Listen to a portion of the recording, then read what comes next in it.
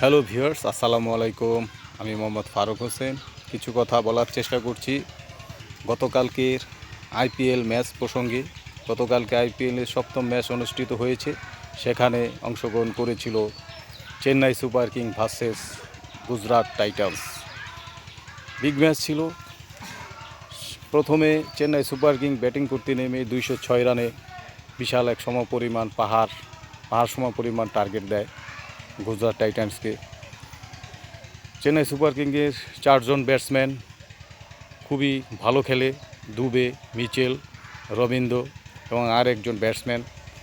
তাদের 4 জনের ব্যাটিংয়েই এই পাহাড় সমপরিমাণ দাঁড় করতে পেরেছিল এবং চেন্নাই সুপার কিংসের বোলাররাও দুর্দান্ত বোলিং করে, অন্যান্য বোলারও ভালো বোলিং করেছে এবং আমাদের মুস্তাফিজ প্রথম 2 ওভারে 23টি রান দিয়েছে।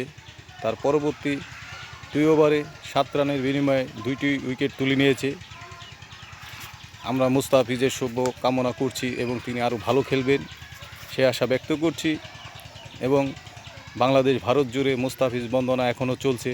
তিনি বিশেষ করে ডেথ ওভারে যেভাবে তিনি বোলিং করেন অকল্পনীয় এবং অন্যান্য ব্যাটসম্যানের জন্য তিনি খুবই ভয়ঙ্কর। যাক, সমপরিমাণ 63 রান ব্যবধানে গুজরাট টাইটান্সকে হারিয়েছে চেন্নাই সুপার কিং। এই বলে আমি আমার কথা শেষ করছি। ধন্যবাদ সবাইকে।